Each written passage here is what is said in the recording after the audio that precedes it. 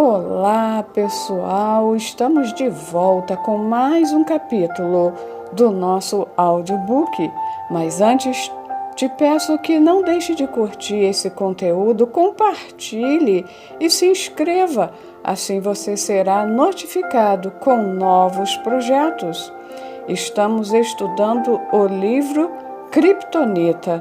Não perca os próximos capítulos. Capítulo 14. Pecado. Pecado.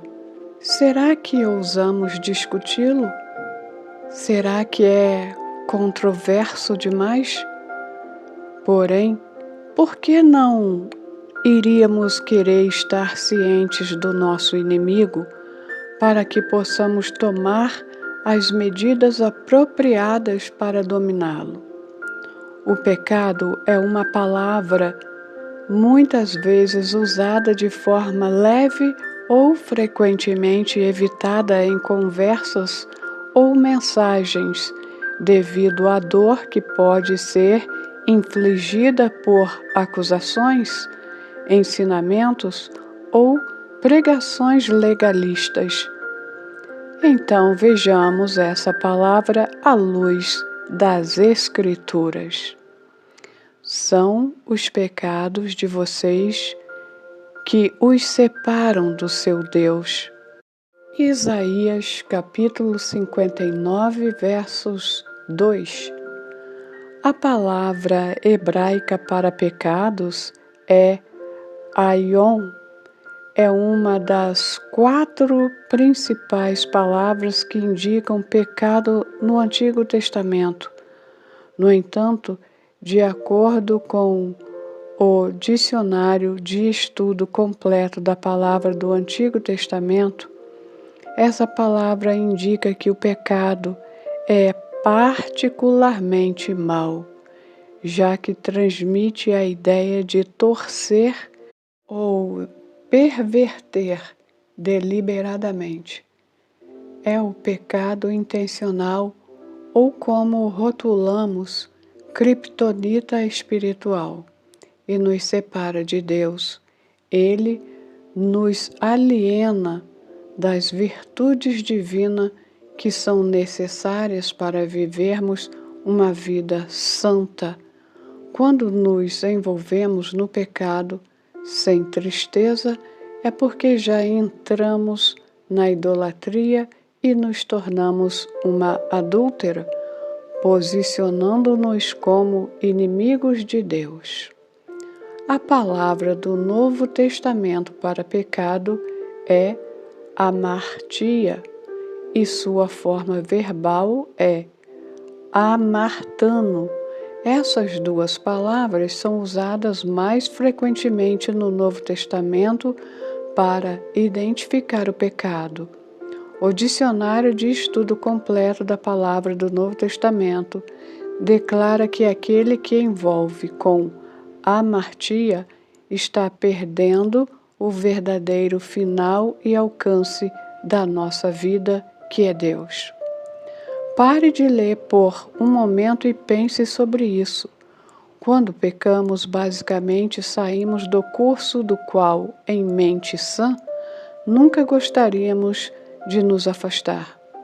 Desviamos da fonte de toda a vida, perdendo alegria, paz, sabedoria, satisfação, contentamento, provisão e mais.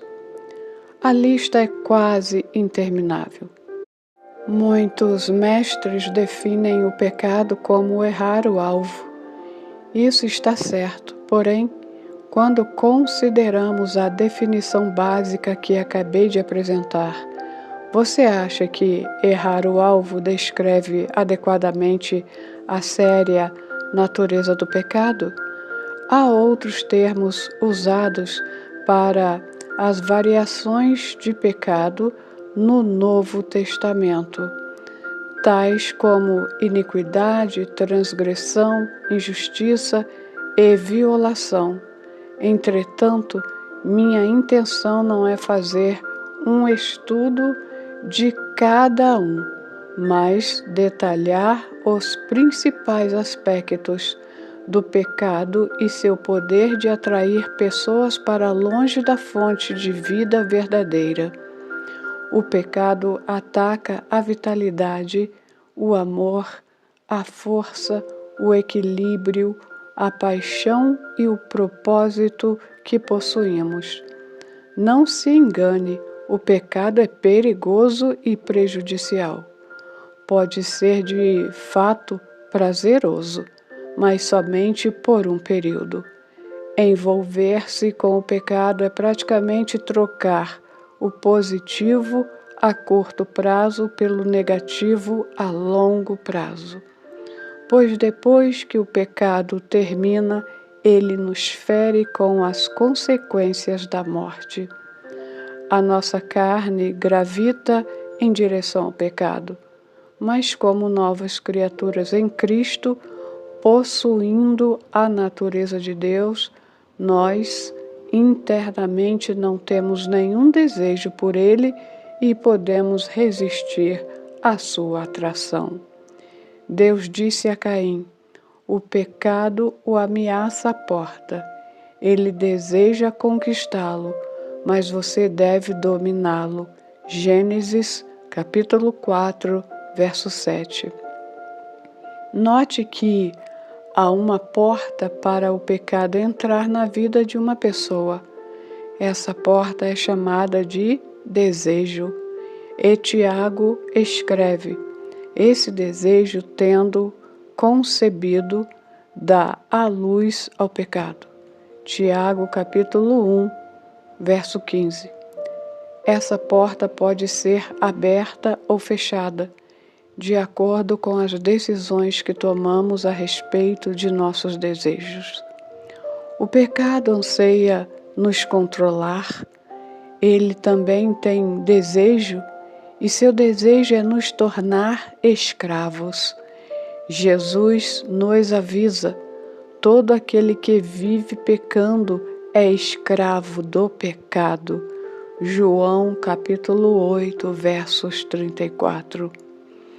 Paulo desenvolve as palavras de Jesus para nós cristãos.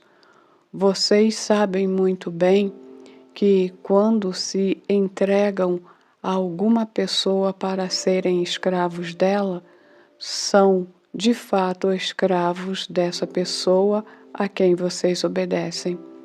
Assim sendo, vocês podem obedecer ao pecado que produz a morte, ou pode obedecer a Deus e ser aceitos por Ele. Romanos, capítulo 6, versos 16. E como se não fosse o bastante, Pedro também concorda a respeito da prática do pecado. O homem é escravo daquilo que o domina. 2 Pedro, capítulo 2, versos 19. A escravidão não é algo bonito e o pecado é um capataz cruel. Não é algo que podemos só provar, é considerado mortal. Leva somente a desejos mais fortes e nos dirige em direção ao que é prejudicial a nós a longo prazo. O pecado não é óbvio em sua intenção de nos escravizar. É enganoso e nos controla ao endurecer o nosso coração. Hebreus capítulo 3, verso 13. Tornando difícil sentir, entender ou ouvir a direção do Espírito Santo. O pecado nos desencaminha à idolatria perigosa. Lembre-se de que Deus apareceu a Salomão 2 vezes. Você consegue imaginar isso? Porém, ele adorou falsos deuses no fim de sua vida. Talvez você pense: como alguém que viu Deus pôde voltar-se para falsos deuses? A resposta é: através do engano. Se aconteceu com Salomão que viu Deus, quão mais fácil é que aconteça com aqueles que não viram Deus. O pecado não é algo com que devemos mexer. É muito poderoso e pode mudar um coração rapidamente. O que é assustador é que quando o nosso coração chega ao estado endurecido, já estamos enganados e acreditamos que estamos certos, quando na realidade não estamos. Passamos a não enxergar a nossa própria depravação. Nunca acredite na mentira. Estou coberto pela graça. Se eu pecar, ficarei bem a longo prazo. Essa atitude é brincar com fogo. Deixe-me explicar. Pecado intencional leva à prática do pecado. O pecado intencional eventualmente torna-se a uma prática. Esse processo acontece da seguinte forma: quando desobedecemos pela primeira vez, a nossa consciência fala conosco.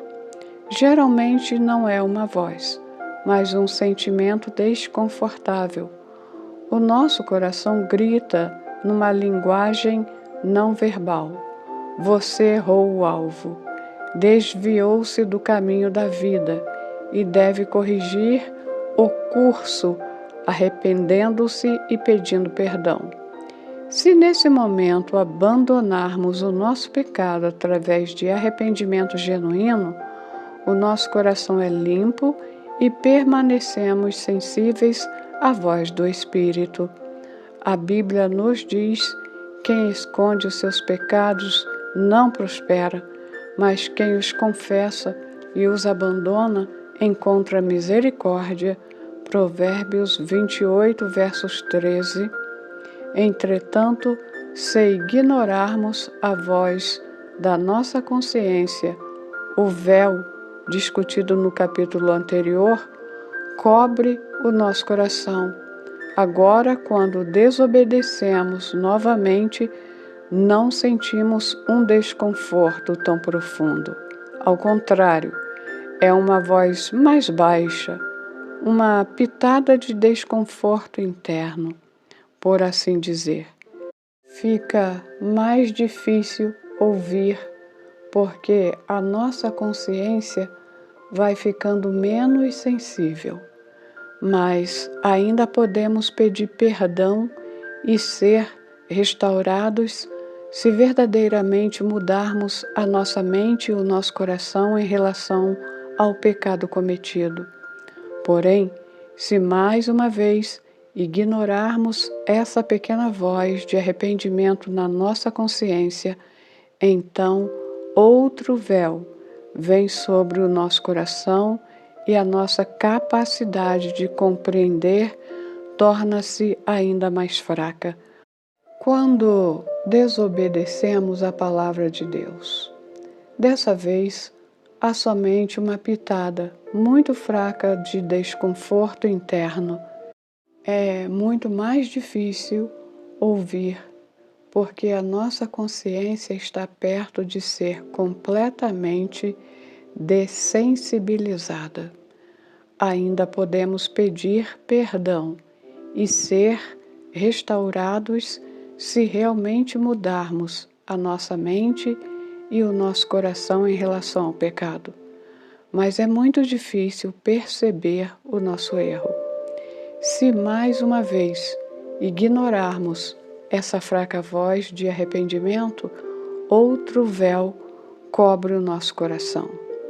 À medida que esse processo continua, a nossa consciência eventualmente torna-se endurecida ou cega à nossa idolatria. Deixamos de sentir o Espírito Santo e nos tornamos completamente insensíveis a Ele. Agora podemos pecar regularmente sem nenhum sentimento de arrependimento. Estamos no estado da prática do pecado. Ainda podemos receber perdão e ser restaurados, mas teremos pouco desejo que isso aconteça, porque já não vemos mais o nosso pecado como pecado. O próximo passo é que Deus nos envia um profeta, um pastor ou amigo para nos alcançar. Se não dermos ouvidos ao mensageiro, o próximo passo que Deus usa para nos alcançar é o de circunstâncias difíceis, tribulações e até aflições para ganhar a nossa atenção. Davi declara: antes de ser afligido, andava errado, mas agora guardo a tua palavra. Salmos 119, verso 66. Encaremos isso. A melhor forma para aprendermos de Deus é permanecendo obedientes ao que Ele nos revela, ficando longe do pecado. Porém, se não o fizermos, Ele nos ama tanto que usará tribulações para nos ensinar e nos colocar de volta no caminho da vida. A Nova Versão Internacional diz: antes de ser castigado, eu andava desviado, mas agora obedeço a tua palavra. Ao revisarmos novamente a palavra de Paulo aos Coríntios, veremos a mesma descrição da tentativa divina de nos atrair de volta. Ele declara à igreja de Corinto: quando, porém, somos julgados pelo Senhor, estamos sendo disciplinados para que não sejamos condenados com o mundo. 1 Coríntios, capítulo 11, versos 32. A esperança de Deus é que a tribulação, a aflição ou a dificuldade que Ele nos permitiu sofrer prenda a nossa atenção para que deixemos o caminho da morte e voltemos para o caminho da vida. Vemos esse mesmo conceito quando o apóstolo Paulo fala do homem que estava dormindo com a madrasta. Ele declara: entreguem esse homem a Satanás para destruir seus desejos carnais que o induziram ao incesto, para que o corpo seja destruído e seu espírito seja salvo no dia do Senhor. 1 Coríntios capítulo 5, verso 5. Ao declarar: entreguem esse homem a Satanás, o pai dessa igreja estava dando aquela direção não apenas para proteger a igreja de Corinto da corrupção desse pecado que se espalha rapidamente, mas por amor ao homem que estava em pecado. Deus ama seus filhos grande e profundamente. É por isso que Ele tenta nos alcançar de várias formas, dependendo de onde estamos em relação à escravidão do pecado. Ele basicamente prioriza a realidade do que é melhor para a nossa vida acima do nosso conforto presente. No livro de Hebreus, há uma declaração que oferece uma forte revelação para a operação do pecado. Deixemos todo o embaraço e o pecado que tão de perto nos rodeia. Hebreus capítulo 12, verso 1. Note as palavras que tão de perto nos rodeia. O que talvez seja o pecado que me rodeia de perto, talvez não seja o pecado que rodeia você de perto. Para mim, não era bebedeira, ganância, vício em drogas, fofoca, nem outros pecados óbvios. Era pornografia. Essa foi a maior batalha da minha vida.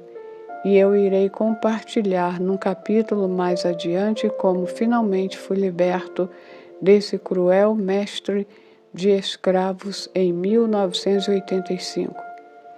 O ponto importante aqui é que devemos saber a quais tentações somos mais suscetíveis e temos que fazer o necessário para cortar fora essas oportunidades.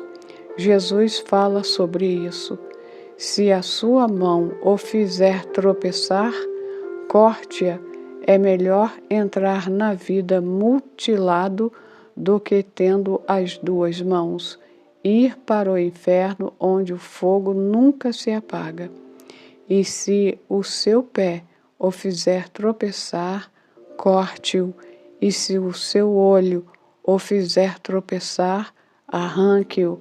Marcos 9, versos 43, 45 e 47. Jesus não está dizendo para cortarmos literalmente a nossa mão ou o nosso pé, nem arrancar o nosso olho.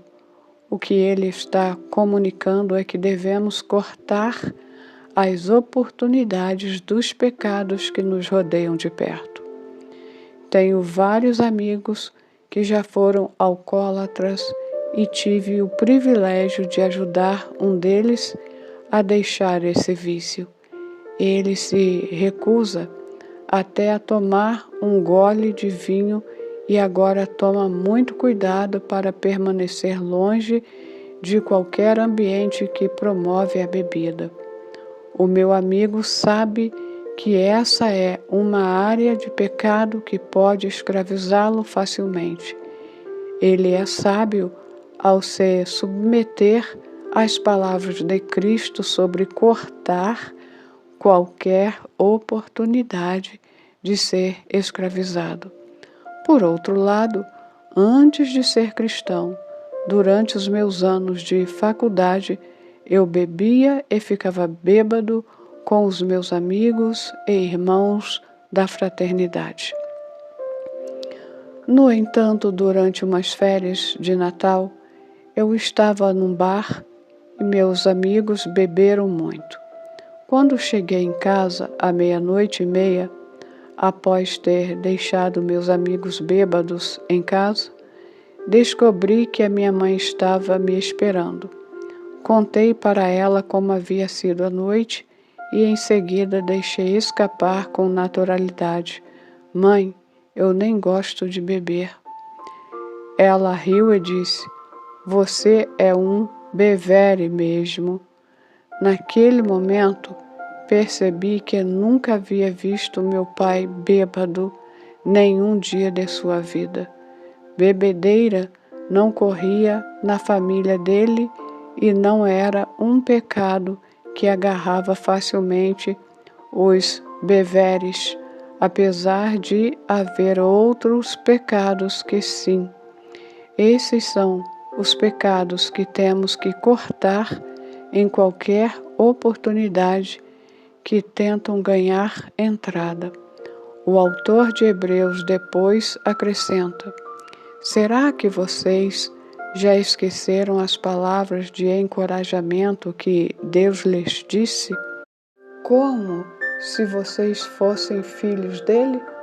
Pois ele disse: preste atenção, meu filho, quando o Senhor o castiga, e não se desanime quando ele o repreende, pois o Senhor corrige quem ele ama e castiga quem ele aceita como filho. Hebreus 12, versos 5 e 6. O Senhor nos disciplina quando nos envolvemos em pecado. Vejamos brevemente o processo dele. O primeiro passo é nos corrigir com sua palavra através da chamada ao arrependimento em nosso coração. Se não ouvirmos, permitindo que o véu cubra a nossa consciência, então a chamada ao arrependimento virá através de um amigo, pastor ou profeta.